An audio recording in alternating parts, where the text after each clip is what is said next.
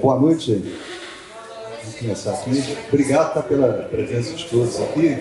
Eu vou ler um texto que é mais institucional, tá, que a Oceanos pediu.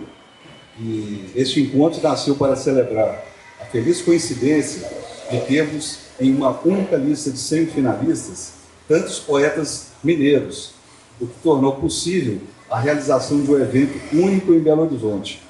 Para chegar à lista de 41 semifinalistas, 159 jurados de 5 nacionalidades diferentes, Angola, Brasil, Cabo Verde, Moçambique e Portugal, leram 2.654 livros inscritos nesta edição do Prêmio Oceanos, recorde entre todas as edições.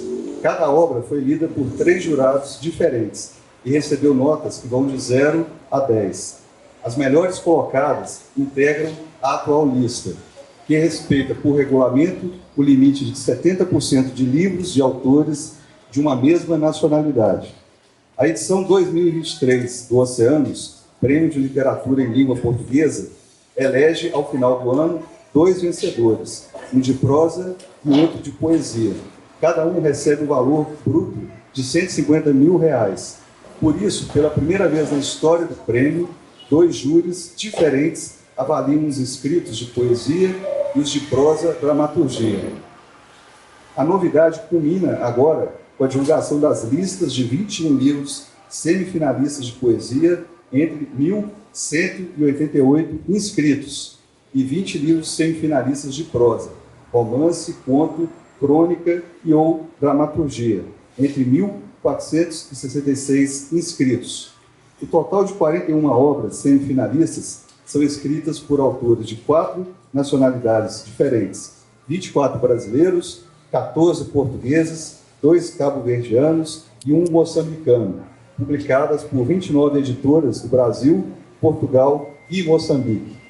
Por fim, gostaríamos de agradecer todos os nossos parceiros e apoiadores: Itaú Cultural, Instituto Cultural Vale, DGLab, Magazine Luiza, Esquilo, Biblioteca Nacional de Moçambique, Ministério da Cultura e das Indústrias Criativas de Cabo Verde e a CPLP.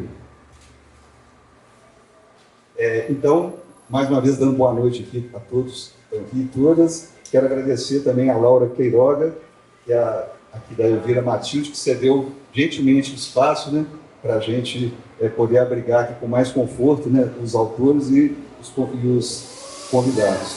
Eu vou só fazer uma dinâmica aqui. Na verdade, o tempo passa muito rápido. Então, eu vou fazer uma pergunta, a mesma pergunta para todos as poetas e os poetas, e cada um vai falar no ordem alfabética, o critério, que é o nome, não o sobrenome. E todos aqui são, como já disse, que são mineiros e mineiras. A Prisca é mineira de adoção, né? E a maioria que mora em Belo Horizonte, mas a Natália, acho que nasceu em Barbacena, né?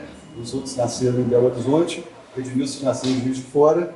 Então, eles também vieram, né? Obrigado por eles terem podido se deslocar aqui para Belo Horizonte para esse encontro de hoje. Eu vou falar rapidamente aqui, bem resumido, né, uma mini biografia de cada poeta, só para vocês conhecerem. A Clara Delgado, né? Clara está ali. Clara nasceu em Belo Horizonte, é letrista e poeta, graduada em letras pela UFMG.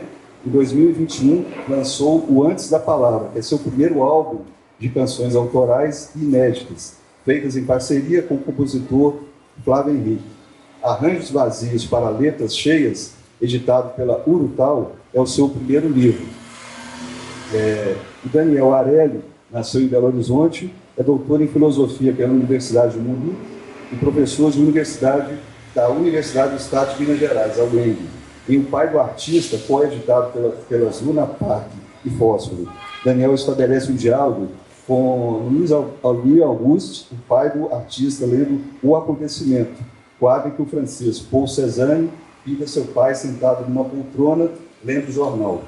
Edmilson de Almeida Pereira, ao meu lado, nasceu em Juiz de Fora, poeta, ensaísta e professor de literatura portuguesa e literaturas africanas de língua portuguesa na Faculdade de Letras da Universidade Federal de Juiz de Fora. A Vida Não Funciona Como um Relógio, editado pela Quelônio, reúne 21 poemas sobre infância, juventude e afetos duradouros, em versos que combinam o ponto de vista infantil e as memórias do adulto.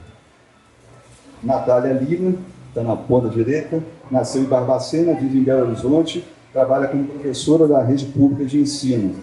É mestre em estudos literários pela Universidade Federal de Viçosa e atualmente pesquisa sobre animalidade, ruínas da natureza e suas manifestações na literatura. Istmo, editado pela Urutau, é seu livro de estreia. Prisca Agostoni nasceu na Suíça e reside no Brasil.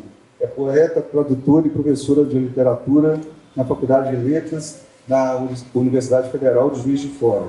Escreve e se autotraduz em italiano, francês e português. Em O Gosto Amargo dos Metais, editado pelas Sete Letras, Prisca expõe as feridas causadas pelos desastres em Mariana e Brumadinho.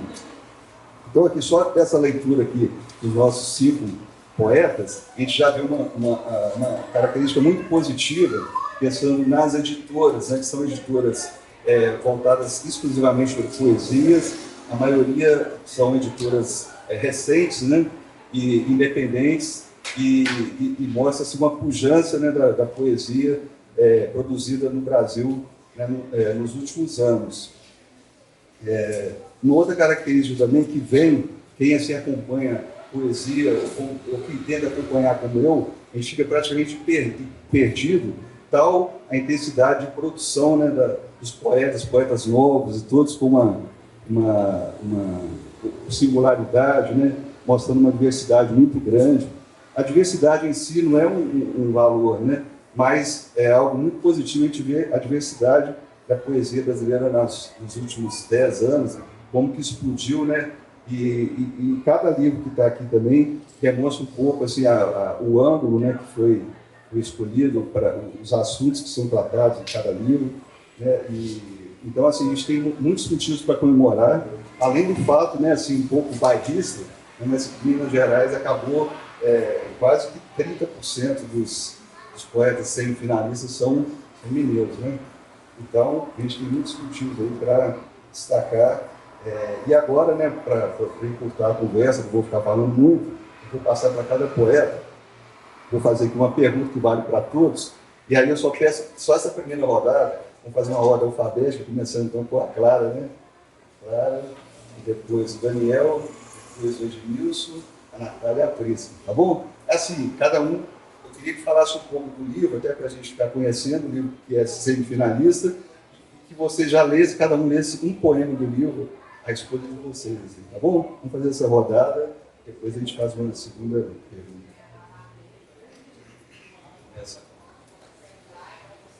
Boa noite, gente. Muito bom estar aqui. Obrigada pela presença mesmo.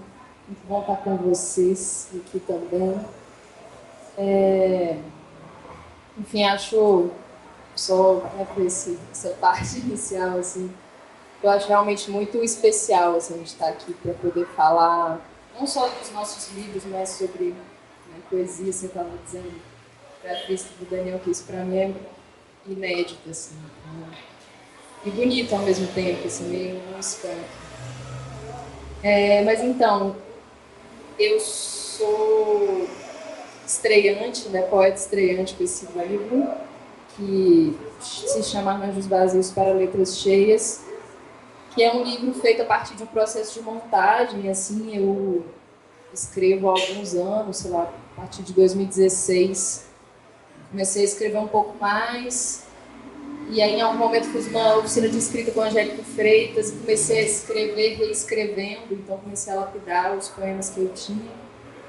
E no meio da pandemia senti que queria um diálogo, assim, em relação a essa produção, que sempre foi muito solitária, assim, algumas pessoas perto, que eu, né, entregava os poemas para uma leitura e para receber um feedback, ter uma conversa sobre, mas era uma coisa muito solitária mesmo. E aí eu procurei o Renato Negrão, que foi uma pessoa muito importante para que esse livro acontecesse também, que fez uma leitura crítica, e aí eu consegui partir, né, dessa leitura do Negrão, montar esse livro, assim, com esses poemas que eu já tinha, a partir de temáticas. Ele é um livro dividido em 3 partes, que se chamam Unidade de Medida, Noções sobre Canção e Dramaturgia da Mulher, que, de certa forma, tocam em temas que aí eu consegui juntar a partir dessas palavras principais, né, assim, medidas, e tem a ver com a materialidade mesmo, uma concretude, enfim, uma coisa um pouco mais sobre a matéria, e uma parte sobre canção, porque como eu sou letrista, eu comecei a identificar também que alguns poemas dialogavam com essa prática, né, de escrever letra, que é um exercício muito diferente de escrever poemas para mim, mas de certa forma respingava assim, nos poemas. Então também virou uma parte do livro. E essa última parte, dramaturgia da mulher, que tem mais a ver com, enfim, com a mulher, assim, parte, né, de uma leitura minha, uma perspectiva, ou de relações, e enfim. Bom, e é isso. Acho que foi.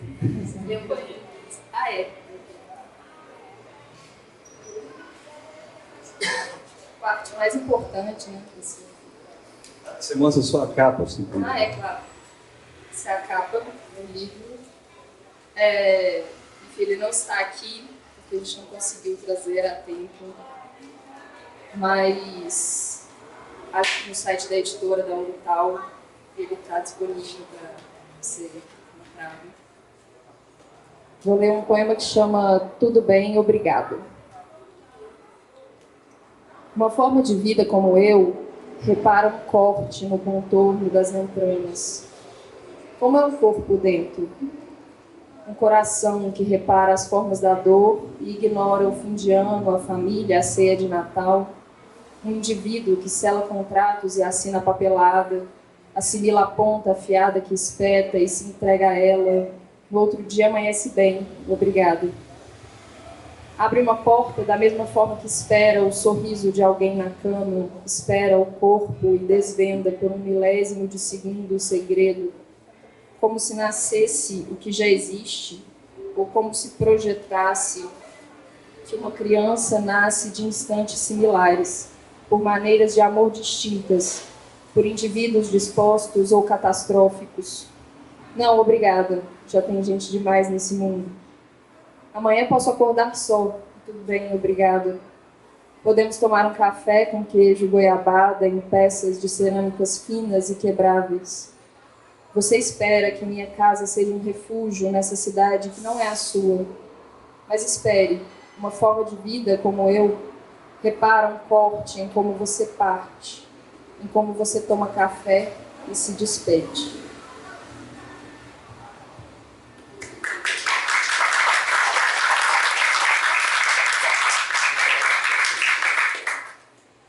Daniel. Boa noite, sou Daniel Arelli. Quero também falar rapidinho da minha alegria grande de estar aqui com os colegas, com vocês. Agradecer muitíssimo a organização, agradecer também o Prêmio Oceanos, enfim, possibilitar esse encontro. Agradecer talvez em especial os 3 jurados que leram meu livro generosamente, digamos assim. E, bom, esse livro, O Pai do Artista, na verdade é uma plaquete, um livrinho bem curtinho, que foi escrito sob encomenda para o Círculo de Poemas, né, que é uma iniciativa de poesia de 2 editoras, da Fossa e da Luna Park. É uma iniciativa relativamente recente, começou ano passado, e o meu livro saiu justamente ano passado, né, no primeiro ano.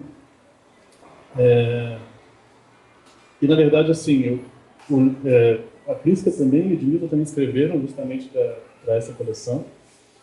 E a gente é sempre convidado a partir de um comando específico, né, que é o seguinte, está escrito aqui no livro, bem junto, que é escolher uma imagem anterior ao século XX, escrever um poema no século XXI.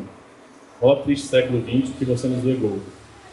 Então a gente era obrigado, digamos assim, o comando da plaquete era a gente escrever uma imagem anterior a 1900, escolher essa imagem e escrever a partir dela, com total liberdade, digamos assim, mas não podia ser uma imagem depois de 1900, né? E eu gostei, achei muito interessante assim escrever a partir de um comando, digamos assim, né? Mas também um grande desafio, porque, enfim, tinha prazo, escrevi a partir de uma imagem, que não é uma coisa simples, né? Então, quebrei um pouco a cabeça para encontrar uma imagem, vi várias imagens, e acabei ficando com essa imagem do Cézanne, não sei se dá para ver, vou mostrar um pouco.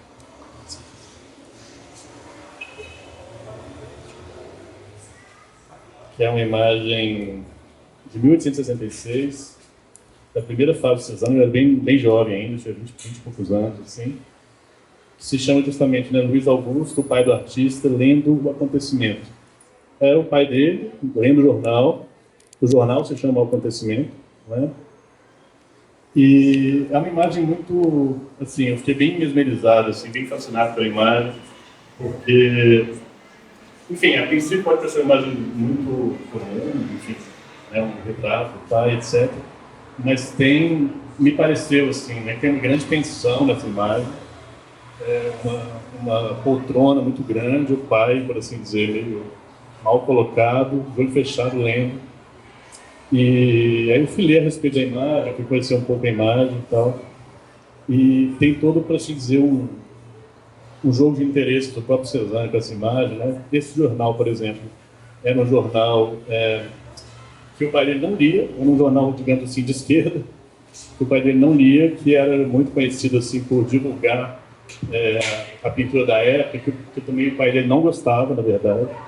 Então, um pouco a imagem é uma declaração, digamos assim, né, do Cézanne como pintor, um pouco contra o interesse do pai, que era um banqueiro rico e tal, né, de uma família respeitada da França, do século XIX, né, e o Cézanne também coloca atrás da imagem, né, atrás do pai lendo tem uma reprodução de uma pintura dele próprio. Então, assim, uma imagem muito interessante, com muitos elementos. Eu achei que podia dar para fazer alguma coisa a partir dela e tal, e na verdade funcionou. Eu escrevi rapidinho, fiquei feliz assim com o resultado, mas fiquei bem mais feliz quando eu fiquei sabendo do oceano. Foi uma surpresa muito boa. Acho que é isso, basicamente. É meu terceiro livro, na verdade. Eu tinha feito 2 livros antes, poesia. Lição na Matéria, foi meu primeiro, que eu escrevi em 2018. E o Pavilhão, 2020, bem no começo da pandemia. Acho que é isso. Vou ler, então, um poema. O seu primeiro ganhou o prêmio Paraná. O meu primeiro ganhou um prêmio também, ganhei o prêmio Paraná também, já estou a ganhar esses livros. Ganhei o prêmio Paraná.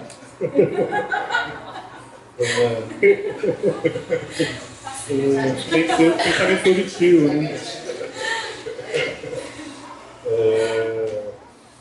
Esse aqui é curtinho, são 16 poemas, na verdade. É um livro bem curtinho, mesmo, não é plaquete, afinal. É um pouco difícil escolher um poema para ler, porque são poemas, primeiro que são entrelaçados entre si, né? Isso, na verdade, pode ser até entendido como um poema só, né? Mas, enfim, vamos lá. Vou ler um poema.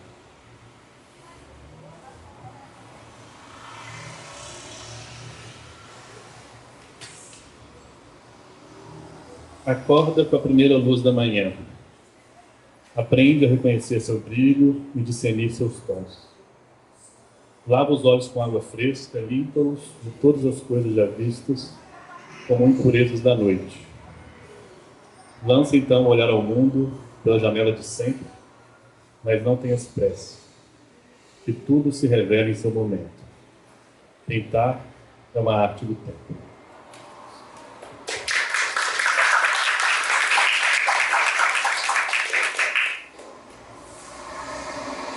Bom, boa noite a todos, todas. Minha saudação a Natália, Clara, Daniel, a Prisca, a Fabrício, os colegas presentes, a todos que nos acompanham esta noite. E eu gostaria de ser breve e falar da imensa alegria que está aqui com vocês e tendo a experiência de poético com esse fio de aproximação. Bom, esse livro, A Vida Não Funciona Como um Relógio, na verdade é um livro infanto-juvenil foi inserido na categoria Poesia juntamente com os outros, e pretende ser um livro de bons conselhos com más intenções. Porque, na verdade, se trata de um livro, teoricamente, para o público jovem, mas ele vai trabalhar com aquelas lacunas fundamentais que a memória traz para a gente ao longo do tempo. A infância desejada e perdida, o amado e a amada que se perdem, o amor desejado que nunca se realiza. Então, é um tipo de conto de fadas, na verdade, que acaba falando de questões atemporais. E são poemas curtos que tentam lidar basicamente com o interesse do leitor para complementar as informações que são propostas. Então, nesse sentido, eu até confesso que me senti bastante surpreso com a colocação dele junto aos demais livros, porque, em geral, os concursos de poesia acabam que separando mesmo, né? A poesia para adulta, a poesia para infância. Eu, particularmente, na hora de escrever, não faço essa separação, mas, nesse caso, eu nem sabia que o livro estava escrito. O editor fez por conta dele, risco próprio, e o risco acabou ficando com vocês, leitores, também. E um pouquinho disso que eu vou partilhar agora, lendo um dos poemas. Justamente o poema chamado Para Gente Grande.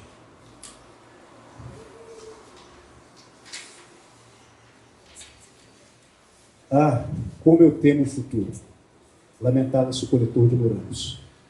E os frutos cresciam soberbos, apesar do seu pranto. Ah, como eu temo, insistia o coletor no campo. E os frutos doces de sangue ofereciam-se à fome do mundo. Ah, lamentava-se o homem, e os frutos nascendo de novo cobriam-lhe os ossos, como o sol às manhãs de inverno. Eu queria dizer, pessoal, que eu só não imaginava que esse livro fosse sair em 2022. Na verdade, era um livro de 2013, já com uma década de texto escrito. Eu não imaginava o cenário que nós teríamos no mundo hoje, onde justamente um livro para a infância tem que lidar com um pano de fundo, que é o da massacre da infância. Então, se há para mim hoje um reconhecimento fundamental para essa poética do A Vida Não Funciona como Relógio, é tentar falar junto com os pequenos que hoje estão sob a chuva de bombas em vários locais que no céu.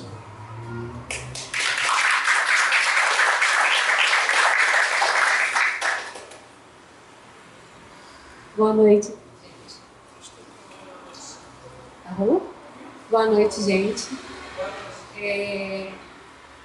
Sou Natália, sou professora de língua portuguesa, de literatura, de redação. E apesar de ser professora, eu morro de vergonha de falar em público. Enfim. É inimaginável para mim. Assim, eu estou extremamente muito feliz mesmo com essa possibilidade de estar, né, como finalista. Assim. Eu fico tipo, exatamente sem voz mesmo, quando eu penso que é meu primeiro livro e que aconteceu isso, assim, né? E eu tenho muita dificuldade para falar do que se trata o livro. E talvez essa dificuldade, ela tenha a ver com o que o livro traz, assim, né? Que são experiências. Istmo, talvez, né, é uma palavra que gera um estranhamento para muita gente, assim. Eu acho que pessoas da geografia e da biologia é que logo de cara falaram, nossa, istmo, né? Então, gente da geografia chegou para mim e falou, nossa, que legal, é um livro que vai tratar sobre geografia, né? Ou então, gente da biologia, nossa, você vai falar sobre o corpo humano, né? E também, né? Assim, é também sobre geografia, é também sobre paisagens, é também sobre o corpo e as experiências, né? Que perpassam pelo corpo e acabam se tornando outra coisa, né? Nessa passagem, né? Então, assim, ao mesmo tempo que eu acho que o livro traz muito sobre passagens, acontecimentos, sobre a experiência, não necessariamente a minha experiência, né, já que também é um livro filho de pandemia, assim, durante o processo, mas também essa ideia de deslocamentos que aparecem dentro do livro, né, aparecem os temas, assim, das perdas, mas também aparece nas formas, né, nas formas que vão se perdendo ou que vão que vão ganhando outras formas, né, ao longo, no caminhar desse livro, assim. Então, eu acho que, né, é inevitável, quando a gente fala sobre experiência, a gente não passar pelo luto, com ou sem pandemia, né? O amor também é algo que vai estar presente, e seja o amor por pessoas, por bichos humanos e por bichos não humanos, né? Que talvez assim, tenha sido o que mais me acompanhou muito durante esse processo da escrita, tanto por conta da minha pesquisa, quanto pela minha cachorra, que estava no processo de passagem também, assim, né? Enfim. Da mesma forma, eu acho que tá claro, assim, ela falou sobre isso com o Renato Negrão. Eu lembro que no janeiro, sei lá, de 2021, aquele sentimento horrível de pandemia, né? E o trabalho, que também é algo que vai deixando a gente cada vez mais árido, assim, né? Eu me sinto ainda também muito árida no ambiente de trabalho e sentindo perder um pouco disso que, sei lá, que de certa forma me sustentava e que eu tinha esquecido, né? E aí um dia falei, nossa, mas eu gostava de escrever. E isso estava sumindo. E eu entrei numa oficina de um amigo, que é o Léo Tavares. Ele é escritor também, é artista visual. E eu fiz 2 cursos assim, com ele, que eu acho que me ajudaram bastante durante essa produção. E aí um foi um de laboratório de poéticas, só tinha artistas visuais, e eu lá, assim, comecei a fazer colagem, muita colagem.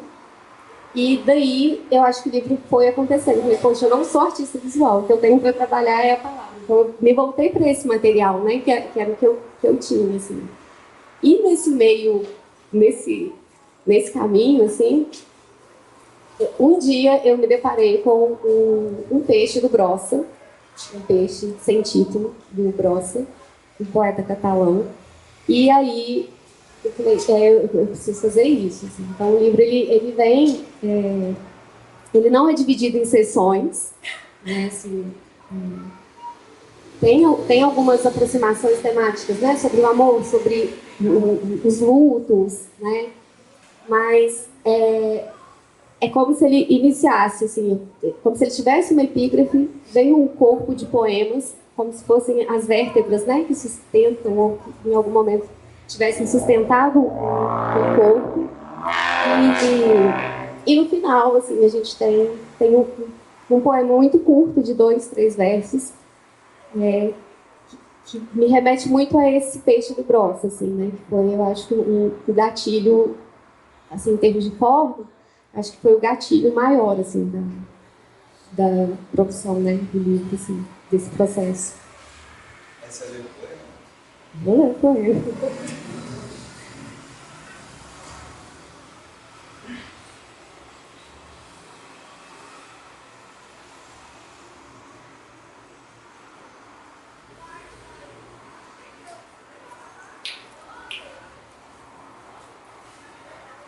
Duelo. É urgente estender o chão, a falha sem rumo, o medo de quebrar as vértebras e as palavras miúdas. É urgente medir a altura das fendas, a paragem de águas não escritas, a linha rubra pendurada no escuro. Era urgente entrar e sair sem contorno, ver o seu nome cair, novelo insone e profundo nesse canto impossível do punho. É perigoso, inutilíssimo no final, guardar por muito tempo um outro corpo no papel.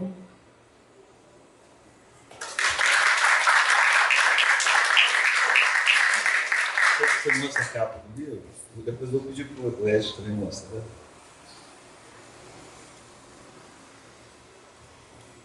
Essa é a risca. E os carinhos.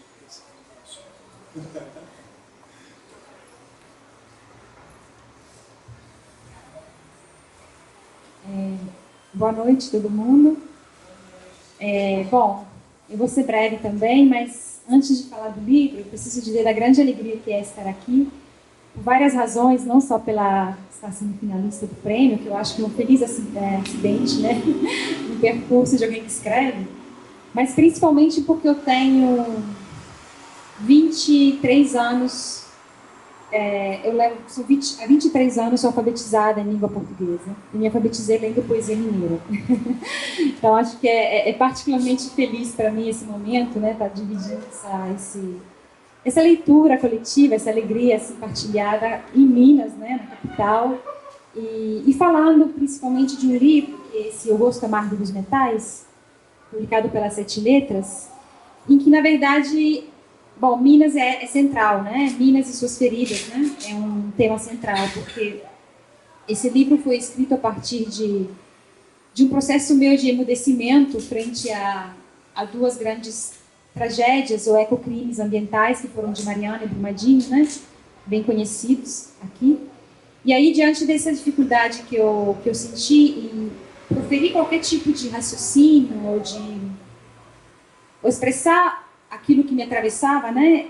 Eu senti que a poesia talvez fosse o lugar onde eu pudesse cavar, né? Para encontrar uma palavra ainda que parca e essencial para dizer algo a respeito disso. Então, eu escrevi esse livro a partir de 2016, mas aí, claro, depois de 2019 se tornou mais evidente que o caminho ia ser esse.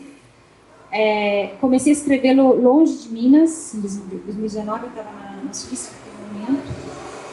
Talvez isso também criou um distanciamento que me ajudou a encontrar palavras para tentar reconstruir algo, né, na linguagem.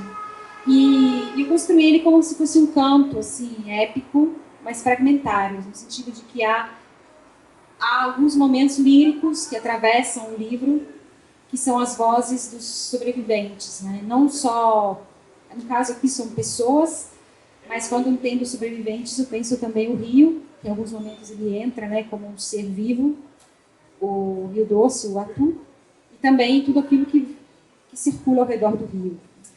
Vou ler um poema, então.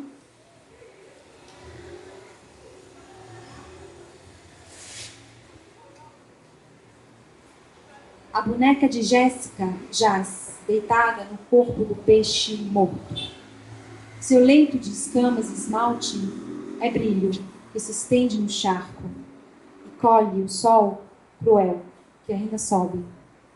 O rosto virado para o cheiro de peixe e de morte, o olhar de quem sabe o horror, sem voz, nem coração, talvez, e espera que as pequenas mãos de Jéssica voltem a ser um dia calor e infância.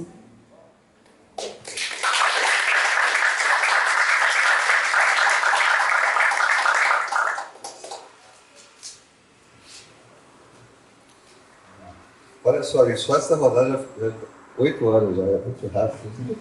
Vamos lá. É o seguinte, eu queria só fazer um comentário, uma coisa curiosa, porque quando a gente lê na imprensa assim, a gente tem aqui dois poetas que já têm uma larga estrada, né? A Prisca e o Edmilson, o Daniel está no terceiro livro, a Clara e a Natália, eles colocaram, são estreantes. Mas eu pensei uma coisa curiosa, que é o seguinte, que na verdade a gente tem uma tradição de achar assim, que o poeta ele começa quando publica o primeiro livro. Na verdade, muita gente está passando por processos internos, de muito tempo praticando, né, lidando com as palavras, e quando publica, nem deixa de ser, já não é estreante mais. Né? Eu penso, o exemplo mais clichê é o Pedro Nava, né, que publicou o primeiro livro com 70 anos. Então, assim, isso aí são só... Às vezes a gente tem que etiquetar, né, assim, é um estreante, é um experiente, mas a poesia ela assume diversas formas. Então, né? Vou fazer agora uma segunda pergunta, e depois, se der tempo, vou abrir para quem quiser perguntar também, tá? Mas é o seguinte, eu estou sempre priorizando aqui que os protagonistas são os livros e as poetas, né? E eu pensei assim, sempre que um poeta, ou um artista, um escritor, ele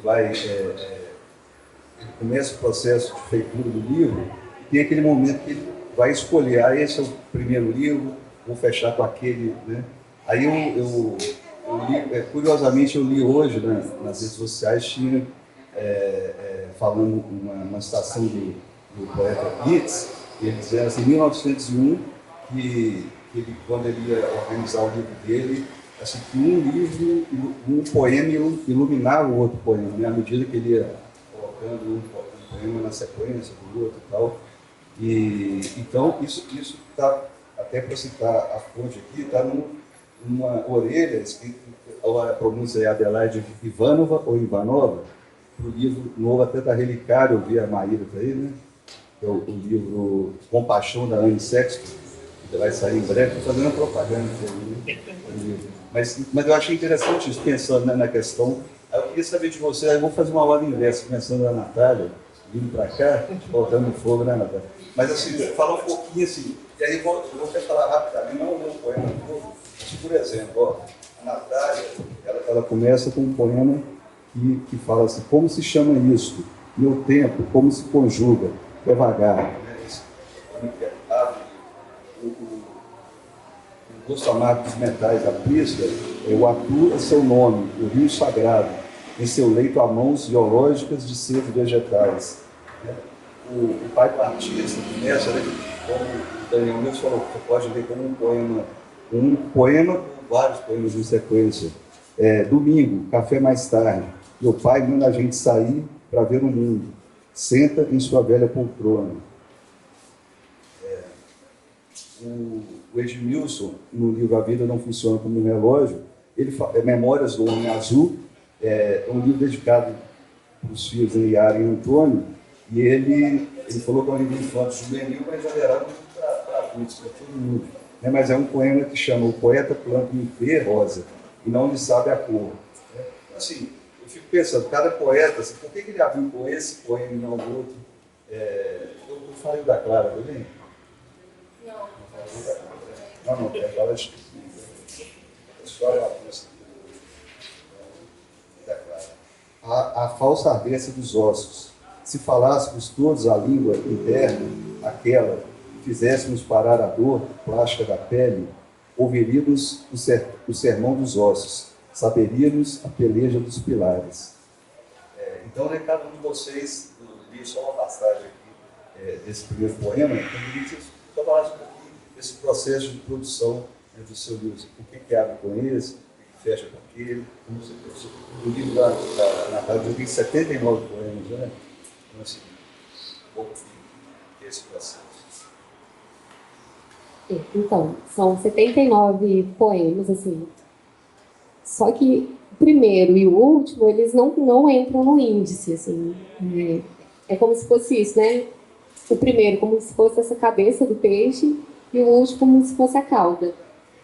Eles não têm título, eles não figuram no índice, assim.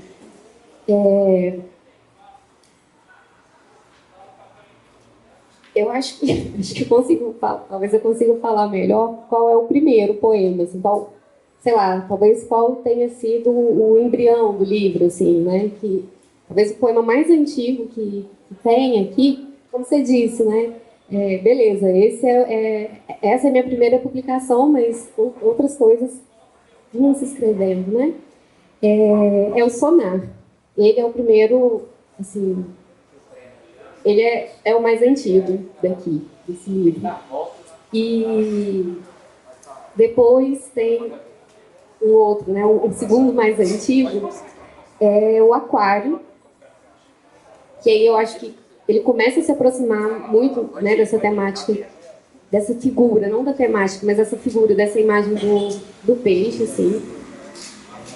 Mas ter começado com Passagem, esse que você leu no início, como se chama isso?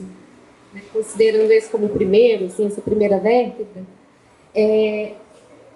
porque acho que a gente está sempre de passagem mesmo, assim, a gente não tem um ponto exato, né? Assim, eu consigo precisar, beleza, o Sonar é o primeiro, desse livro é o mais antigo, mas nessa ideia de movimento, que eu acho que é um dos caminhos possíveis de leitura do livro, né? Assim, de se iniciar com essa ideia de passagem.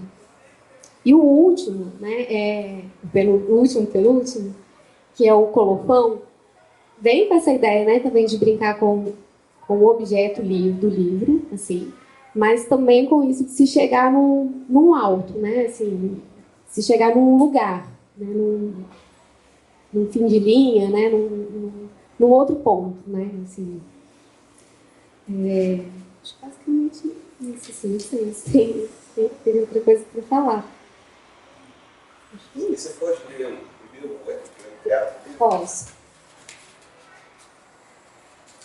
Eu posso ler o primeiro e o primeiro segundo? Cabeça.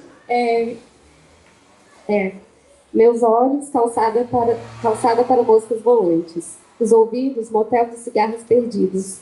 O faro ausente, devorando teu cheiro de areia. Minha língua, fuga de sépia por sinais na página. Essa pele, reptilia muda. Passagem. Como se chama isto? Meu tempo. Como se conjuga? Devagar. Como você se veste? Com a moldura de dentro. Qual é teu erro? Repetição. Nenhum outro?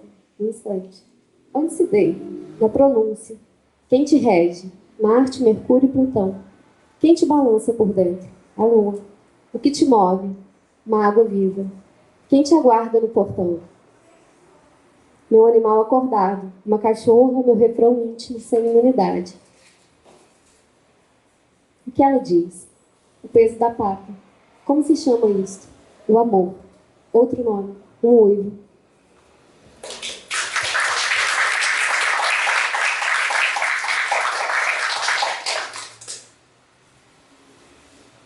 Então, eu acho essa pergunta ótima e ao mesmo tempo eu acho muito difícil de falar sobre, obviamente, assim. É sempre um processo difícil de identificar as estratégias, né, e as formas, enfim. E, ao mesmo tempo, acho ótimo ela estar aqui, porque eu não sei, mas eu gosto de ouvir sobre procedimentos de cada um, porque é sempre muito único mesmo, né? É um processo de cada pessoa com um livro, enfim. Eu não sei dizer porque esse é o primeiro poema, porque o primeiro poema é o primeiro poema. O que eu fiz quando, já que esse livro foi, né, como eu disse, um processo de uma montagem, né, de realmente fazer, colocar esses poemas não só numa ordem, mas numa composição, né, prestar atenção também, prestando atenção nessa coisa dos assuntos, de palavras que saltavam e montando essas partes, enfim. E a estratégia que eu usei intuitivamente foi de ler e reler 775 bilhões de vezes os poemas e em ordens diferentes e achando a ordem, assim. Então foi isso, eu não sei, né? Não foi uma escolha assim de esse abre com certeza, assim. Eu fui mudando a ordem, imprimi todos num papel, não sei, tipo, tinha uma coisa muito material assim que me guiou muito físico, que me guiou nesse processo de montagem, que era espalhar todos os poemas no chão da minha casa e ficar mudando as ordens e lendo como que se transformava esse corpo, né? E aí, enfim, aí esse virou o primeiro, né? Esse poema. Que, por um lado, eu acho interessante, porque, como o Fabrício disse, ele chama a falsa ardência dos ossos, e essa primeira parte que abre o livro, que chama a unidade de medida, ela é uma parte que tem algo sobre o que eu disse, né, dessa materialidade, de uma concretude. Surgiram imagens para mim muito mecânicas, coisas mecânicas, de funcionamentos mecânicos da vida, da natureza, do corpo. E aí, de certa forma, esse, coincidentemente ou não, tem o osso, né? Enfim, esse algo que sustenta, assim.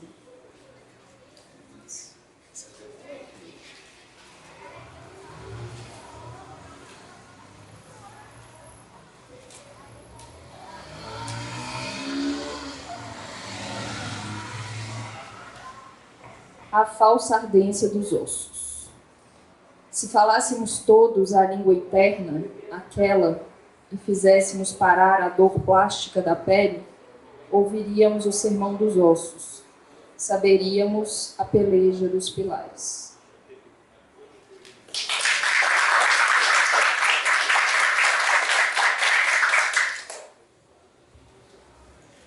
Pois é uma boa e difícil pergunta, justamente. Eu acho assim, os meus 3 livros, certamente o primeiro poema não é o primeiro que eu escrevi para o livro, assim. Ele veio via de regra depois, assim. E eu testo muito isso. Acho que eu penso mais em termos assim, qual que fica bom para abrir, enfim, que de alguma forma pode puxar o leitor para o próximo, né? Eu acho que o essencial também passa por aí, né? Agora, comigo também ocorre muito isso. Eu fico muito tempo sem escrever, às vezes eu vou tentando voltar a escrever lentamente, assim. Até que eu encontro um poema ali que eu acho que funcionou e ele puxa um monte também. Isso acontece muito comigo. E aqui no Pai do Artista foi assim, eu tinha umas 5 imagens, eu acho. Eu fiquei tentando escrever partidas junto com elas. Não ia de jeito nenhum. Fiquei 6 meses, assim, mais ou menos. O prazo do Círculo de Poemas estourou, inclusive, assim. Eu achei que não ia sair mais. Aí, de repente, eu cheguei nessa imagem do Cezanne e rapidinho, acho que eu peguei um poema e puxou o livro, assim, foi muito rápido depois. E nesse caso, assim, porque o livro ele tem pouco a ver com o próprio Cezanne, especificamente, com a vida de Cezanne e tal, mas ele desdobra, tipo, a questão da paternidade em geral, ele tenta falar um pouco disso, tenta falar um pouco sobre a pintura também, um pouco mais em geral, né, o poema que eu tinha um pouco a ver com isso e tal. E aí esse aqui, o primeiro poema, certamente não foi o que eu escrevi primeiro, eu acho que eu já tinha tudo meio escrito, falei assim, não, mas ainda não tem um para abrir, vou pegar um assim, escrever um para abrir e tal, tentei escrever, aí escolhi esse que eu acho que era curto, não sei, acho que de alguma forma continha muita coisa do livro, assim. É uma coisa meio intuitiva mesmo, por um lado, né? Não sei, tem uma coisa meio esquisita, assim. Eu acho que, de fato, você muda a ordem dos poemas, você muda o livro também. Mesmo que sejam os mesmos poemas, a ordem é muito importante, assim. Talvez para um disco também, mas assim, claro, pode falar melhor. Né? Enfim, vou ler o primeiro. Domingo, café mais tarde. Meu pai manda a gente sair para ver o mundo. Senta em sua velha poltrona, às vezes larga, às vezes estreita demais. Abre o jornal do dia, abre sua pequena janela e lê.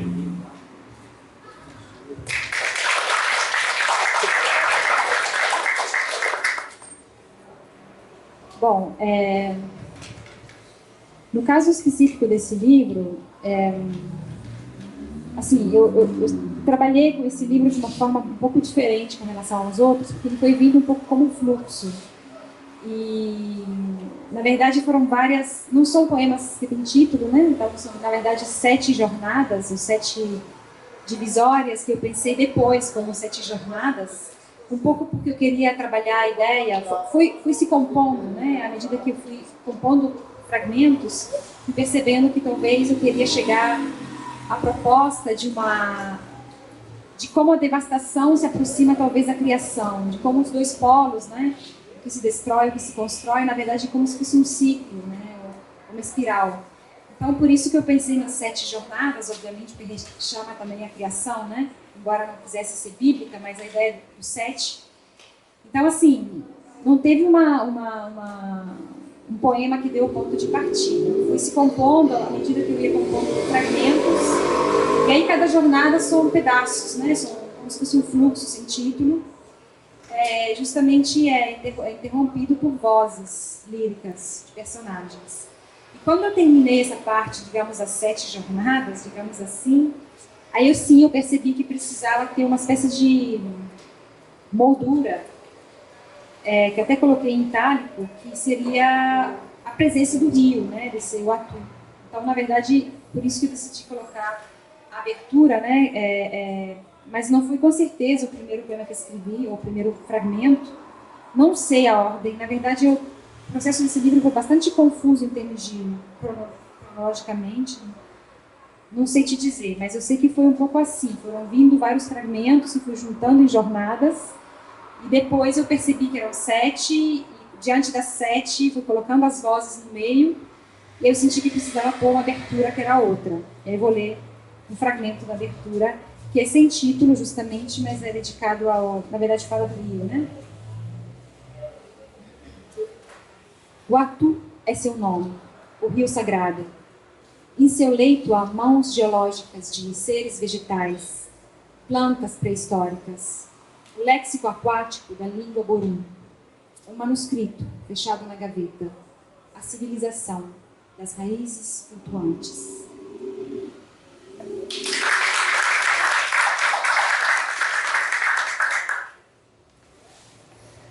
Bom, essa pergunta realmente é sempre difícil, né? Então, os 4 já responderam por mim, eu preciso ficar descansado. Preciso só a leitura do primeiro poema.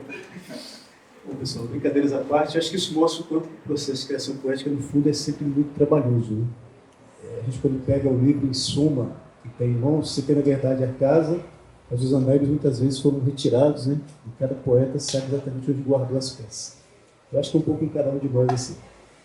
No caso específico desse livro, como ele é voltado para o público infantil juvenil, então ele tem algumas contradições de conceito que aparecem na forma e no conteúdo do livro.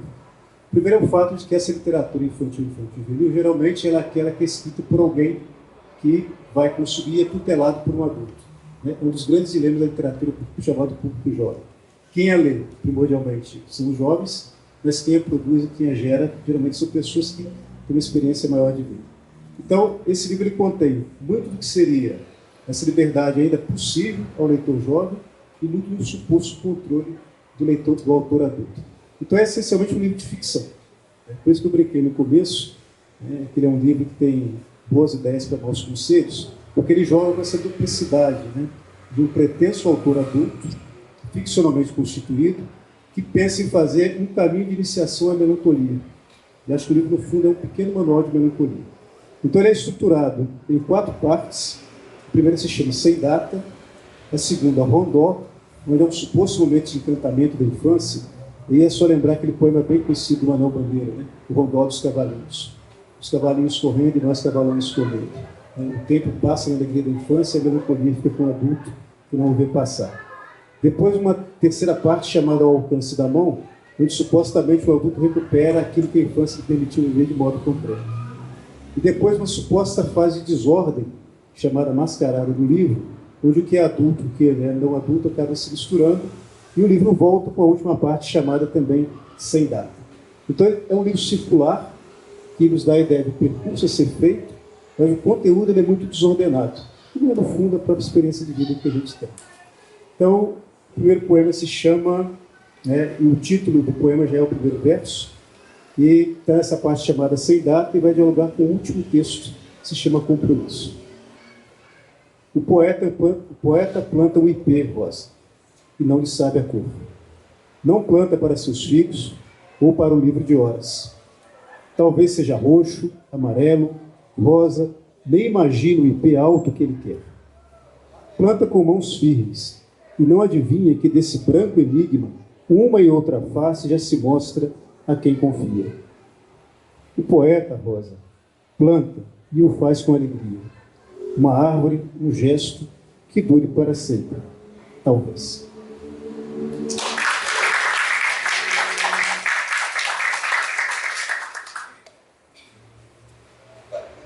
Olha só, eu tinha encomendado, eu pedi para que cada poeta me mandasse um texto muito curto, para que ele mesmo falasse, definisse cada livro, né? Eles já estão, à medida que vão falando, a gente já pode ter uma ideia do que é o livro, para quem ainda não leu, mas eu queria só ler rapidamente isso aqui, porque está ligado à terceira pergunta que eu vou fazer, mais uma rodada, e depois a gente abre para, se alguém mais quiser perguntar, porque o tempo vai voando, né?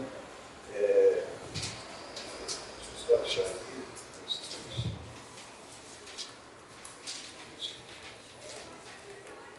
Pessoal, uma coisa importante é quando a gente terminar aqui, aí na livraria Genipapo do lado, quem tiver interesse tem os livros, né? E no caso da Clara, a editora, a distribuidora não conseguiu mandar, mas tem o CD, né, que ela fez antes da palavra, também está disponível lá. Eu já ouvi, gostei muito. Ouvi no YouTube. Então, só ler aqui a fala de... Aqui eu estou lendo pelo poeta que escreveu isso aqui, tá? Estou só lendo para ficar mais rápido aqui. A Clara Delgado, ela falou que arranjos vazios para letras cheias é o livro de estreia da poeta e compositora Clara Delgado na poesia. Nesse livro, que contém poemas escritos entre os anos de 2018 e 2022, Clara passeia pelos assuntos relativos à matéria, ao corpo, à canção e ao amor. Arranjos Vazios para Letras Cheias é dividido em 3 partes: unidades de medida, noções de canção e dramaturgia da mulher. O Daniel Arelli, o livro é O Pai do Artista, foi escrito sob encomenda, né, ele já falou, para o ciclo de poemas. Ele é um exercício poético a partir de uma pintura de Paul Cézanne de 1876, na qual o pintor representa seu pai lendo o jornal. O livro tenta desdobrar poeticamente o universo da imagem e lida com temas como a paternidade, a relação conflituosa entre pai e filho, a formação de um artista, a educação dos sentidos, em particular da visão, e a contraposição entre a leitura e a pintura, entre outros temas. A Vida Não Funciona como um Relógio, do Edmilson, escrito para o público infanto-juvenil, dialoga com a tradição oral da poesia brasileira, com autores como Drummond, Bandeira, Mário de Andrade, João Cabral de Melo Neto e Murilo Mendes. O resultado é um conjunto coeso de reflexões sobre a duração da existência e a vocação literária como uma combinação entre fugacidade e permanência, como uma ponte entre o passado e o futuro. Já o livro da Natália Lima, né, falando de Istmo, faixa de terra cercada por água, que liga uma península a um continente, um tecido estreito que une as partes de um órgão. Essas acepções são o primeiro passo para transitar entre os 79 poemas de Istmo, livro que evoca luto, amor, vestígios, o encontro com animalidades, busca, escrita, corpo como constituintes da travessia, além das paisagens subterrâneas e submarinas. A pluralidade de formas textuais marca o senso de deslocamento da obra. E, finalmente, no livro da Prisca, As Tragédias de Mariana e Brumadinho expõem as feridas de uma terra tão rica e tão devastada, e o preço que se paga pelo extrativismo desenfreado ao longo dos anos e décadas. Em Gosto Amargo dos Metais, a autora compõe uma obra poética partindo de uma matéria-prima feita de uma avalanche de lama e das ruínas de um rio e de uma terra que ainda sobrevive. Só um comentário rápido. Interessante que o Edmilson ele falou em uma das respostas que o livro dele, na verdade, foi escrito em 2013 e lá, de certa forma, ele antecipava já essa questão devastadora de crianças morrendo bombardeadas, né? Então, eu penso assim que o poeta, ele muitas vezes tem uma função de profeta, né? Eu lembrei aqui também de um poema da Prisca, de 22 anos atrás, está um dos primeiros livros dela, o poema chama Primícias, eu vou ler que é pequenininho. Tem um grito tatuado no corpo: serei refém imprevisto das milícias, após a entrega, porque ao final do dia não é mais estrangeira, a trégua onde aprovo os lagartos. Então, um poema escrito há 22 anos, mas o que eu queria falar com vocês, na terceira e última pergunta dessas rodadas, é pensando um outro ângulo agora, do poeta como leitor. Aqui o Edmilson já citou Manuel Bandeira, né? No livro da Prisca tem, por exemplo, um epígrafe do Jerome Rothenberg, né? O Daniel, quer dizer, o próprio livro já é uma pesquisa sobre uma obra, né? Que é uma característica da coleção do ciclo de poemas. E aí eu pensei, vou pegar uma carona aqui no poema, no primeiro livro do Daniel, que ele citou um epígrafe do Novalis, ou Novalis, o verdadeiro leitor deve ser o autor ampliado, né? Um dos poemas que estão nesse livro. Eu lembrei também uma frase do Arnaldo Antunes, uma letra de música, que ele fala assim: o seu olhar melhora o meu, né? Pensando, então, o poeta, ele também fazendo uma pesquisa e um diálogo com poetas de outras épocas, com outras fontes de pesquisa. Aí eu queria que vocês falassem um pouco também nesse sentido, assim, né, a fonte de pesquisa, no caso da Clara, eu queria até citar aqui, eu fiquei muito marcado um poema da Clara, que chama Arapuca. O final é assim: os olhos estão para a escuridão, como as mãos estão para o amor. tem uma coisa também dessa pesquisa dela de musicalidade, né? Tem um pouco de letra de música, mas é poesia também. A Natália, ela pode falar do trabalho dela de animalidade, a gente viu que ela emocionou, né? Uma coisa quase visceral de falar da cachorra, fez a passagem. Aí eu vi uma entrevista sua que você falava assim, se os poemas têm a ver com esses atravessamentos, um tipo de travessia, mas eu queria que vocês falassem mais nesse sentido, a gente fazendo agora a roda inversa, aqui, no telar, aí nós temos que respirar na falar, né, a pergunta é essa, né? Você como, não precisa ficar preso necessariamente a esse livro, né, mas você como poeta, assim, como que é a relação com o leitor, mas até se quiser falar especificamente desse livro, como que é essa relação, esse Falar com o microfone é difícil de responder. Mas é bom que a gente pode usar os duplos, né? Essa pode fazer uma... Bom, a pergunta anterior era difícil, essa é difícil, né? Bom, rapidamente, pessoal. Bom, falo pela minha experiência nesse livro especificamente. Ele é um livro, na verdade, de interlocuções. Da infância com a fase adulta e com vários autores que da literatura brasileira, em algum momento, deixaram algumas dicções a respeito da infância. É claro que aqui ecoa um pouco do Drummond da Canção Amiga, essa visão da maternidade, da criança que aborrece, dos homens que precisam abordar. Há uma Bandeira ao qual eu já fiz referência, um texto do Bandeira que às vezes você não sabe se são de fato com leitura adulta ou com leitura temporal. Esse O Rondó dos Cavalinhos é marcadamente um deles, Os Meninos Carvoeiros também. São textos que você lê que a personagem em ação são crianças, mas o fundamento da indagação é independente da faixa etária. O João Cabral atravessa o livro também por uma certa preocupação com o rigor, porque uma vez mais o livro tem coisas narrativas. A intenção é fazer um livro extremamente discursivo, com uma linguagem direta, básica, sem muitos contornos, sem nenhuma referência barroca. Isso implica um certo controle da razão sobre uma experiência fundamental que é a passagem do tempo, que é a passagem da vida. Então o João Cabral está por trás aqui segurando um pouquinho, né, esse transbordamento emocional. Então, são 3 autores, né, cuja obra a gente conhece bem pela tradição literária brasileira e que fornece alguns patamares para a gente pensar, né, como você lida com o autor que também leu e que guarda as lições aprendidas. E diria que talvez uma epígrafe que pudesse entrar nesse livro, que é o norteio, acho que para a minha experiência geral de escrita, né, que é a forma pessoa, né, tudo que ele sente está pensando. Então, a vida não funciona como um relógio, é um pouco isso. Como diz o poema, não funciona como um relógio, mas funciona. Então tem um paradoxo entre pensamento e emoção. Bom, no meu caso, com relação a esse livro,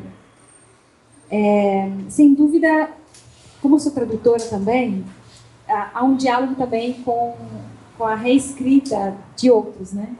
Então, há 2 ou 3 livros que foram particularmente importantes para mim como guias, quando eu fui procurar uma linguagem que partisse do zero de alguma forma, mas que me permitisse também conter a emoção, porque na verdade eu queria faço um trabalho de esvaziamento do eu, né? Uma grande parte do livro que o eu não está presente, como se fosse uma câmera sem sujeito que vê a devastação acontecendo. E para procurar essa linguagem, na verdade, que tentar se conter, né, como se fosse um dique mesmo, que tentasse conter isso que aconteceu, né, esse excesso de tudo, né, eu recorri a alguns poetas que me são muito caros. Um deles é um poeta que eu traduzo, que é o suíço Pusterla, que eu já traduzi, e tem um livro, um dos primeiros, o Boxten, que ainda não está traduzido em português, mas que tem uma dicção um pouco parecida ali. Sem dúvida, há um grande poeta de língua inglesa que me é muito caro, que é o Seamus Heaney, ou Henning, não sei, o livro North, para mim é um marco, assim, da minha... Assim, sempre que eu preciso voltar a acreditar em poesia, eu volto a esse livro do Henning, particularmente, que também trabalha com uma linguagem muito de terra, da Irlanda, né, como um lugar de terra antigo, e faz um trabalho muito que volta atrás no tempo, e ao mesmo tempo atualizando essa perspectiva temporal, quase abissal, terrosa, né? E tem um terceiro poeta, que sim, é brasileiro, que é o João Cabral, particularmente do Cão Sem Plumas, que é um livro que me marcou muitíssimo, assim, como leitora criança, digo criança em termos de leitora, né, de língua portuguesa. Foi realmente um raio, assim, o João Cabral, talvez mais que o Drummond, apesar de estar em Minas, mas Como Sem Plumas é um livro que volto sempre muito a ele. E aí, claro, nesse momento me ajudou muito para encontrar essa dicção contida, justamente, essa ideia do indique, né? Mas tem também um outro aspecto que é inevitável, eu preciso dizer, que é o diálogo com mim mesma em outra língua, porque o livro foi escrito primeiro em italiano. Então, quando eu tive o livro pronto em italiano, que não é idêntico, é como se eu tivesse colocado um papel em cima e desenhado em cima de um molde. Então, há também esse diálogo sempre silencioso, com uma fórmula ou com um desenho que já existia, pré-existente, que vou modificando à medida que se agencia com outras tradições.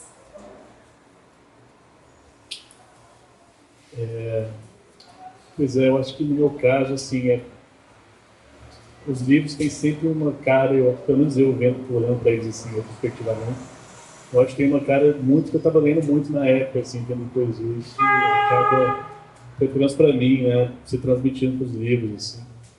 O meu primeiro lição da matéria, eu estava lendo muito o João Cabral também, né? Mas acho que até sou o autor que eu mais li, assim, de poesia na vida.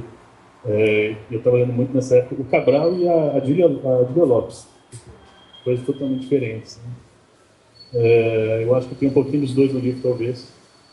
E o meu segundo pavilhão, eu estava lendo muito Paulo Henrique Brito, que é também um autor que eu li muito e tal. E eu acho que é isso, os livros acabam tendo a cara um pouco também disso que a gente está vendo na época, não sei.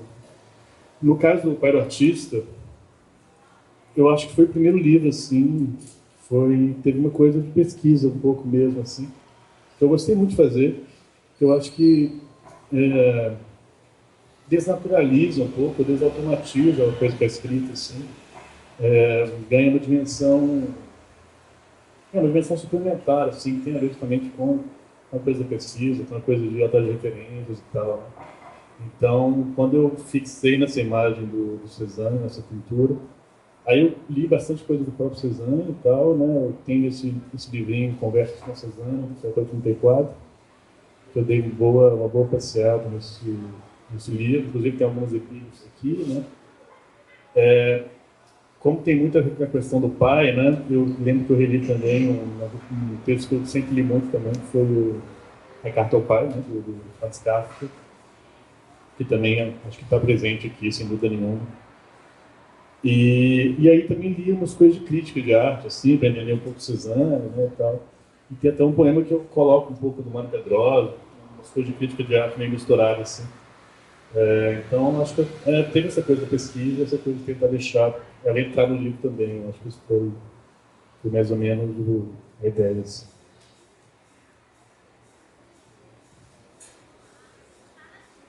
Então, essa pergunta me dá um pouco de vontade de falar sobre um lugar de uma leitura expandida. Assim. Não sei, eu acho que já tem um tempo, acho que inclusive talvez no processo de escrita desse livro isso já acontecia comigo, mas que eu comecei a me atentar para uma leitura um pouco múltipla, assim, inclusive que viravam mecanismos de escrita, enfim, de escrita desse livro, mas também de outras formas. Eu sou leitora de, sei lá, de documentário, de entrevista, de imagem que eu vejo na rua. Eu acho que esse tipo de coisa, nesse momento, tem sido uma engrenagem mais forte assim, do meu processo de escrita. Claro que no lugar, né, da linguagem, do poema, né, como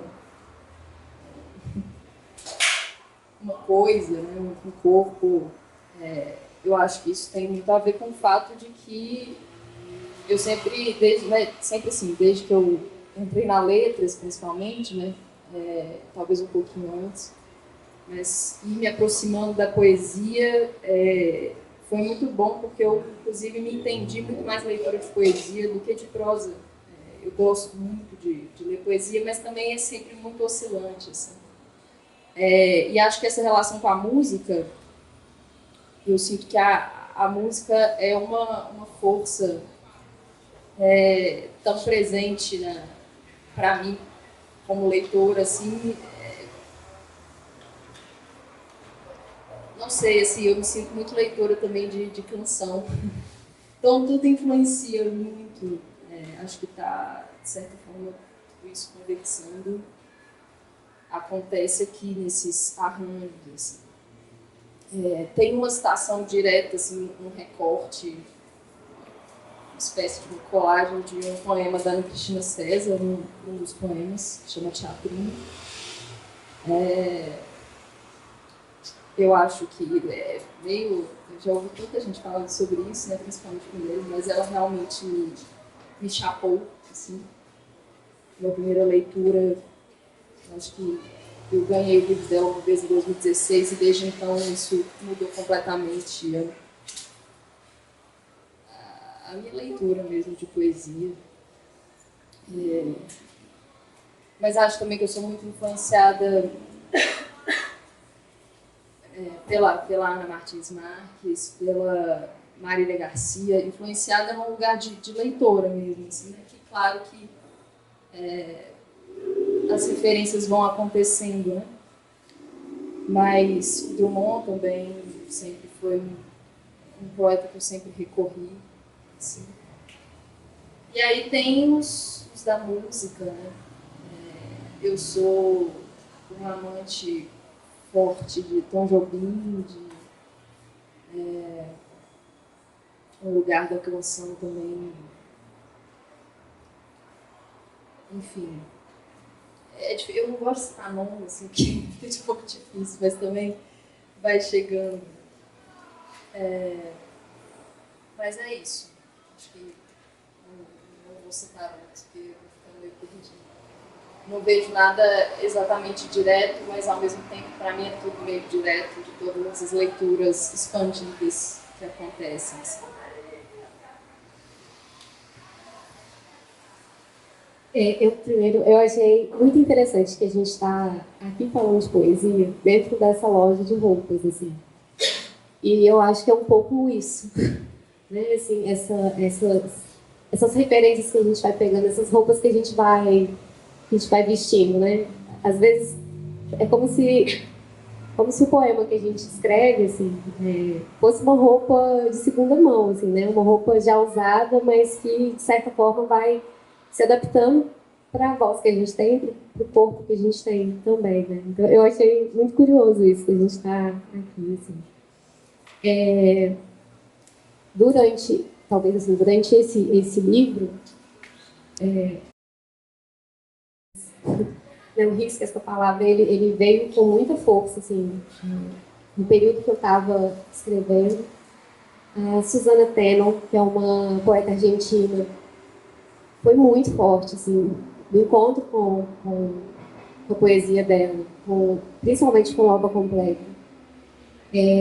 A Dília Lopes, né, o último verso, o último poema, assim, eu tinha pensado nele como uma ideia para o índice, assim, né? Só que por questões editoriais, né? O índice não tem título, né? Mas é um jogo com a Dília Lopes, né? A gente tem aquela coletânea dela, Aqui Estão Minhas Contas, né? E aí eu brinco com Aqui Estão Minhas Vértebras, assim. Então, ela também tem uma influência grande, assim, das coisas que eu gosto de ler. A Clarice, também, apesar de não ser poesia, assim, né? Não é poema, mas a Clarice marca muito. E eu acho que vai muito nesse lugar de tem até um poema que eu acho que talvez fale um pouco sobre isso, assim, que está no livro, se chama Conversa Mineral, assim, e ele termina com um verso que é O Mar Esconde Epígrafes, né? O livro também. Como a Clara disse, às vezes a gente não dá para citar essas referências todas, porque às vezes está escondida ali, né? Nesse jogo também, assim, do livro. Alejandro Pizarnik também me marcou muito, o Brossa também me marcou muito, assim. Quadros, né? Eu acho que o Goya me marca muito também para escrever, assim. Eu achei uma imagem durante a escrita, assim, que na verdade foi um vídeo, era um vídeo de uma baleia cinzenta perdida no oceano. Ela se perdeu, assim, ela era dos Estados Unidos, ela era de lá, e ela foi parar na Espanha, assim, e eu fiquei muito chocada com esse vídeo, assim. Então, essa recorrência, eu acho, né, de o tempo inteiro ficar voltando nessa imagem do peixe, não só o peixe do Brossa, né, essa baleia cinzenta perdida no oceano, ela veio antes do Brossa, assim, e narrou também, né. Filme também é algo que vai atravessando, músicas também é algo que aparece diretamente, assim, como epígrafes ou como parte, né, como uma apropriação do texto, assim. Situações de rua, assim, às vezes alguém que fala alguma coisa e aquilo fica ali maturando, fermentando, e foi só alguém que te parou na rua, mas não é só, né? Eu acho que são não só as leituras que a gente faz, assim, de leitura escrita, mas de leituras de experiências, né? Assim, de vivências mesmo. Pessoal, então eu queria abrir, né, para se alguém quiser fazer perguntas, mas assim, eu queria só pedir perguntas bem objetivas e respostas objetivas aí, que o tempo está caminhando para o final já. Tudo bem? Vocês podem fazer uma pergunta para alguém específico ou para todos responderem. Aí é só levantar a mão sobre o que quer perguntar.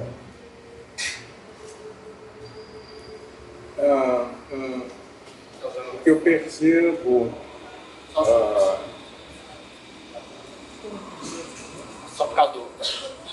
boa noite a todos. O que eu tenho percebido nos livros de poesia, né, que têm sido publicados, né, atualmente, é uma grande fragmentação. Você não encontra mais aqueles poemas narrativos, então são imagens que são verdadeiros compósitos, né? Imagens sobre imagens, uma sintaxe muito fragmentada, e a presença do corpo, do corte, isso é muito recorrente nesses poemas. Sempre houve, a crítica sempre trabalhou uma tensão entre a poesia e a sociedade, a poesia e o social. Mas esta poesia que tem acontecido, ela não está distante. Então eu gostaria que vocês comentassem um pouco isso. Qual o que essa poesia que tem sido publicada hoje, ela quer com a sociedade?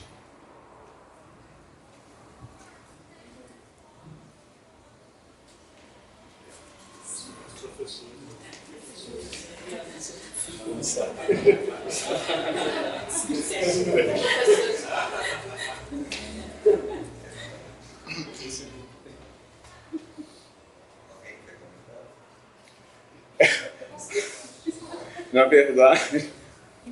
verdade, eu pensei no Edmilson como maestro, mas está aberto a todo mundo, enquanto aquele que sente, constrói, sente a poesia e constrói o poema. Perdão, pode ser o nome, por favor? Vinícius. Vinícius. Bom, na verdade, não vou responder a sua pergunta. Por razões muito simples. A questão do tempo realmente que é prática. E a sua pergunta é um tratado, né? Porque ela percorre, na verdade, aí os dilemas que têm afetado a poetas em diferentes momentos. Sim. Acho que precisaria de um tempo mais largo para falar a respeito disso. E acho que ficou um pouco claro aqui, por aquilo que cada um foi comentando, que se você tem uma ideia de uma história da poesia, que você tem períodos, características, dados que a própria crítica pode estabelecendo, as experiências de cada autor e cada autora são muito variáveis, muito fragmentárias. Para alguns, inclusive, nem chega a ver essa separação que você estabeleceu, né, entre o social e a forma. Para outros, ao contrário, né, você pode criar uma forma que tenha autonomia completa em relação à sociedade. Então, eu acho que fica um pouco isso, né? A sua provocação fica para a gente voltar num outro momento e tentar abranger um pouco mais as discussões. Tá bom?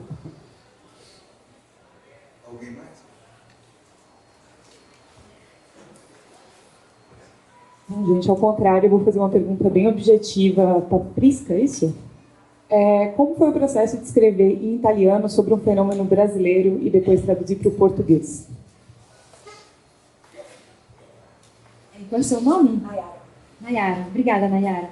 A resposta é bem objetiva. Eu acho que foi o que me permitiu fazer esse livro, na verdade, porque eu acho que o fato de transpor para outra língua algo que havia me afetado muito emotivamente foi justamente esse dique emocional que depois eu entendi que eu queria colocar na poesia. Na verdade, foi o que me permitiu encontrar um caminho ali no impacto, né? Eu queria afastar o eu emotivo, né? O eu pessoal, o eu confessional. Eu acho que o fato de levá-lo para uma língua, principalmente para uma vivência, para um mundo de leitores que desconhecia a tragédia, e era como voltar ao grau zero da língua.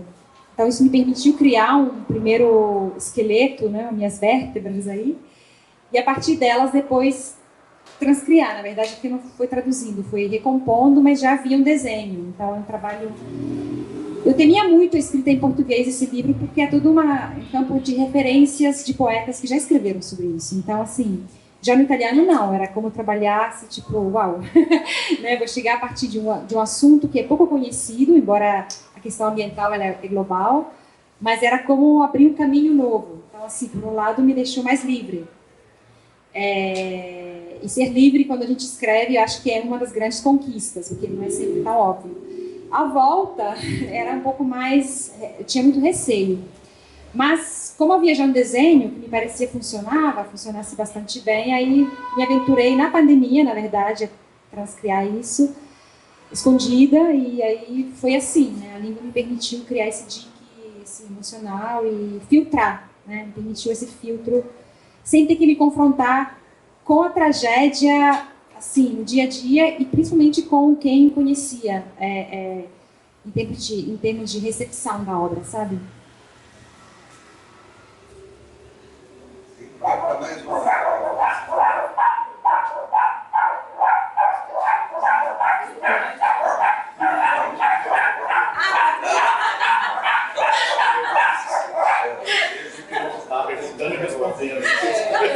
Então, só para a gente encerrar, vocês podem ler mais um poema, que aí termina.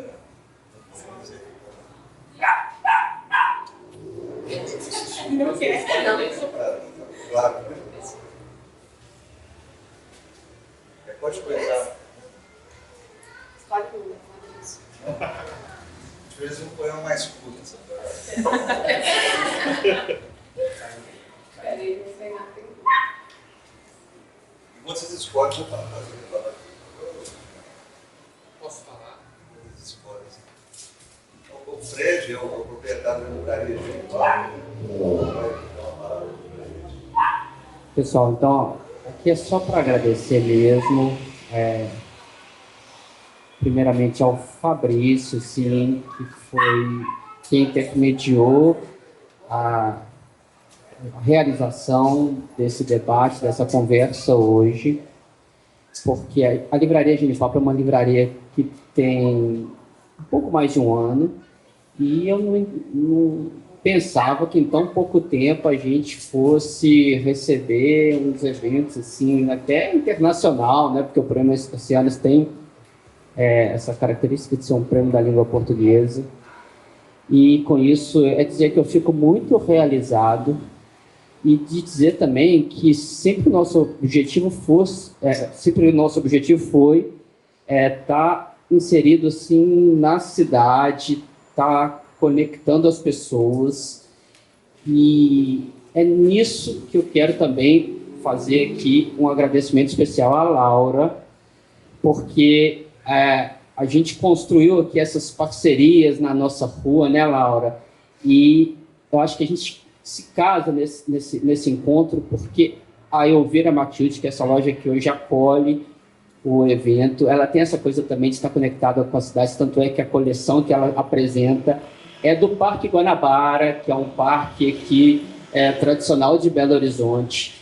Então, é uma coisa assim de a gente marcar uma posição, assim, muito embora seja de comércio, é um comércio que se coloca assim, com a ideia de ser um lugar, um espaço cultural, um lugar que faz com que as pessoas se conectem com Belo Horizonte e que seja um espaço de conversa, de debate. E é isso que eu queria dizer. Um agradecimento muito especial à Laura e ao Fabrício e à Elvira Matilde por acolher o evento. E a Livraria Genipapo está aberta para isso e nesse sentido, e sempre foi nosso objetivo.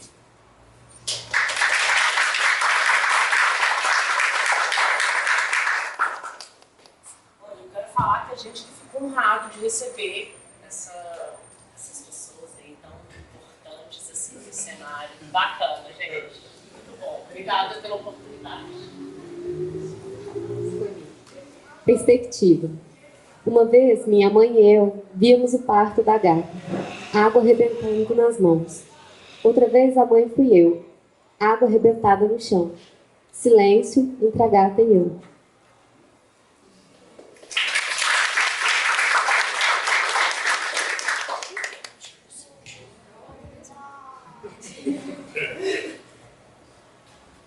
Teatrinho.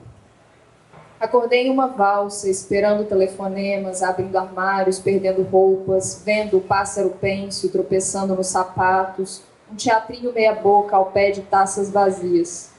Poderia a boca cantar a letra, conjurar as cenas desse roteiro, mas o vizinho escuta música nova, em alto volume. O que fizemos no mundo romântico? Um teatrinho, quase cafona.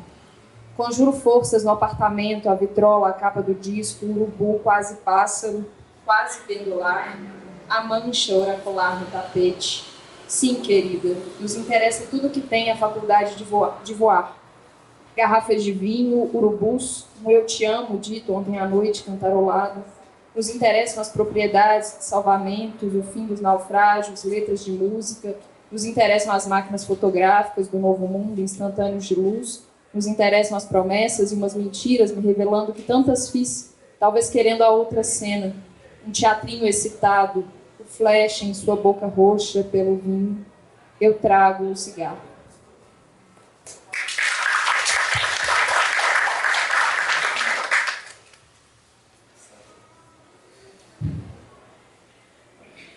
Ver na pele da pera toda a vida do fruto, em seu verde único, ver convergirem as veredas do verde maçã, a vertigem da sálvia e a virtude da folha verde viva da vinha.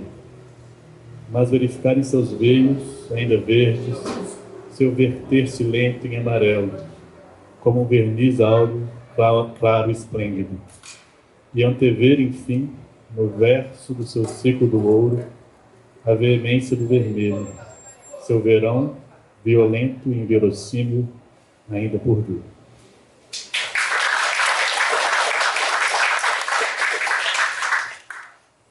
Mudos como insetos, um fragmento. Nossos filhos contarão um dia os anéis do tronco, as páginas do livro jamais escrito, para saber suas idades e a sintaxe estrangeira. Com sede de justiça indagarão a vida perpétua da madeira após o massacre, o alfabeto da resina e do lápis. Nossos netos construirão do zero a aldeia ao redor do rio. Será necessário voltar ao corte, à barragem caída, ao machado, à língua negra, à linha torta e esperar.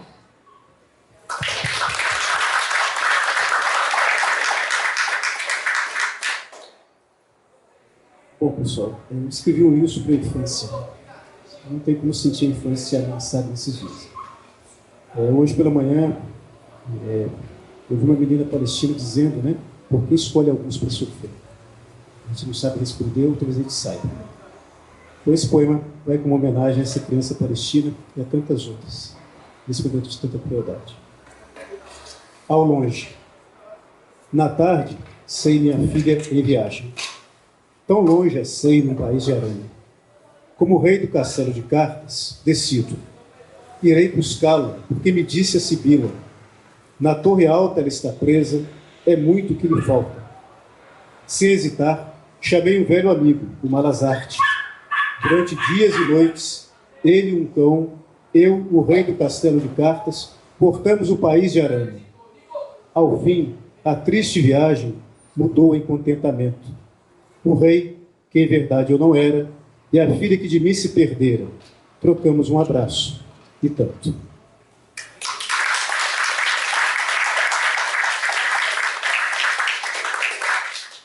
Então, pessoal, chegando ao final, né? Espero que vocês tenham gostado. Eu gostei muito, né? Dessa conversa aqui, né? Com a Natália, a Clara, o Daniel, a Prisca, o Edmilson. Mais uma vez agradecendo os velhos de Juiz de Fora, né?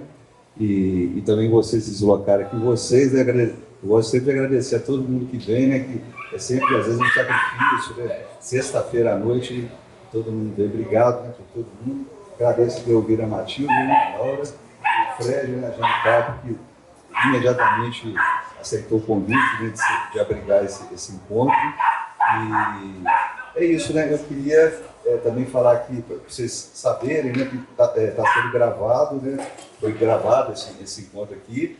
E a Oceanos eles vão colocar pílulas, né, nas redes sociais, dos poetas falando, né, lendo os poemas, dando alguns depoimentos aqui que eles falaram. E é isso, né? Agora a gente torce, né? Quem sabe o mineiro ganha o prêmio aí. Eles podem até pagar um churrasco para nós. Tá certo? É 150 mil. Olha, dá um churrasco. Obrigado, viu, gente? Pessoal,